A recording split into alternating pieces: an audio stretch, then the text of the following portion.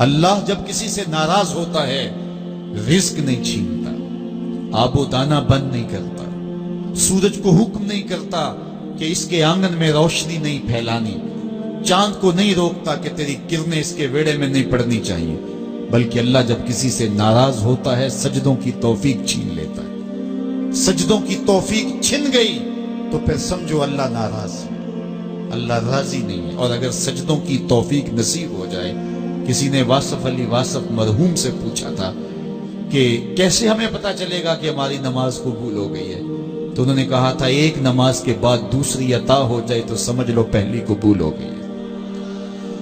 تو نمازوں کا نصیب ہونا یہ اللہ کی رضا اور اللہ کی خوشنودی کی دلیل ہے، اور سجدوں کی توفیق کا چھن جانا یہ اللہ کی ناراضگی کی دلیل ہے۔ میں اور آپ دیکھیں کہ ہم کہاں کھڑے۔ دیکھیے دولت تو کفار کو بھی ملتی ہے، اللہ دولت اسے بھی دیتا ہے جس سے راضی ہے، اسے بھی دیتا ہے جس سے نہیں راضی، لیکن سجدوں کی توفیق اسے ہی دیتا ہے جس پہ وہ راضی ہے۔ تو 5 گانا نماز شعار زندگی بنا لیجئے، نماز قضا نہ ہونے پائے۔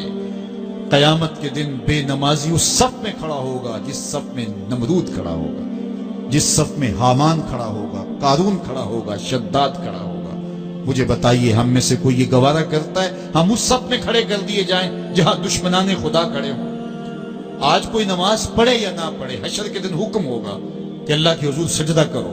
ہر کوئی سجدہ کرنا چاہے گا، جو نہیں پڑھتا وہ بھی کرنا چاہے گا، لیکن بے نمازی کی کمر اکڑ جائے گی، وہ آرزو رکھنے کے باوجود سجدہ نہیں کر پائے گا۔ قرآن بتاتا ہے کچھ لوگ جہنم کو دھکیلے جا رہے ہوں گے، انہیں کچھ لوگ پوچھیں گے ما سلککم فی سقر، تم جہنم کو کیوں جا رہے ہو، کیا ہوا تمہیں؟ تو وہ جواب میں کیا کہیں گے؟ لم نک من المصلین، ہم نماز نہیں پڑھا کرتے تھے۔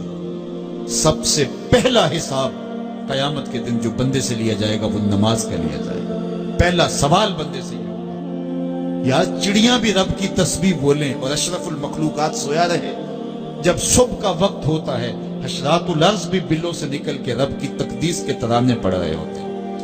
درختوں کی شاخوں پہ چڑیاں پرندے وہ بھی اللہ کی تقدیس کے ترانے پڑھ رہے ہوتے ہیں، حشرات الارض بھی اس کی تقدیس کے گیت گا رہے ہوتے ہیں، اور اشرف المخلوقات خراٹے لے رہا ہو، اس سے بڑی بد نصیبی کیا ہو سکتی ہے؟ آئیے 5 گانا نماز شعار زندگی بنا لے۔ اس مجلس میں اگر کوئی بے نمازی ہے تو آج عزم مصمم کر کے یہاں سے لوٹے کہ آج کے بعد نماز نہیں چھوڑوں گا۔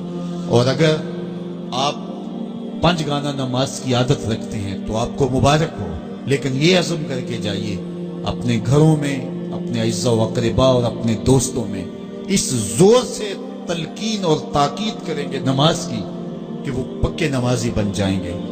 بندہ بندگی سے سجتا ہے، زندگی آمد برائے بندگی، زندگی بے بندگی شرمندگی۔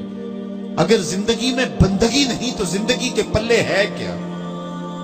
علماء نے لکھا ہے کہ یہ سارے درخت حالت قیام میں ہیں، چوپائے حالت رکوع میں ہیں، مینڈک تشہد میں ہے، اور حشرات الارض سجدے میں ہے، اور انسان اشرف المخلوقات ہے۔ اس کی عبادت میں درختوں کا قیام بھی رکھا گیا، اور رکوع بھی رکھے گئے، اور سجدے بھی رکھے گئے، اور قعدے بھی رکھے گئے، اس لیے تاکہ اس کی عبادت تمام مخلوقات کی عبادات کی جامع بن جائے۔ لیکن اس کے باوجود اللہ کے حضور سجدہ ریز ہونا پسند نہ کرے تو بتائیے کیسے رحمتیں اس کے اوپر اتریں گی؟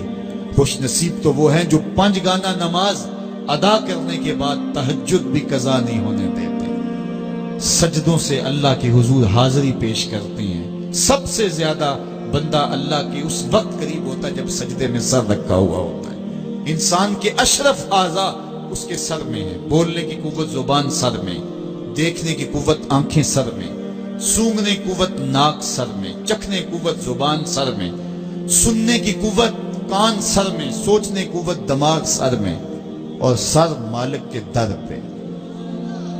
ناک بھی رگڑ رہا ہے، پیشانی بھی رگڑ رہا ہے، اور زبان سے کیا کہہ رہا ہے؟ سبحان ربی الاعلی، مالک مجھ سے نیچے کوئی نہیں، تیرے سے بالا کوئی نہیں۔ انسان کو بندگی کا ذوق جب نصیب ہو جاتا ہے، جب اس کے حضور بندہ جھکنے لگ جاتا ہے تو پھر وہ کسی کے آگے نہیں جھکتا۔ وہ ایک سجدہ جسے تو گراں سمجھتا ہے، 1000 سجدے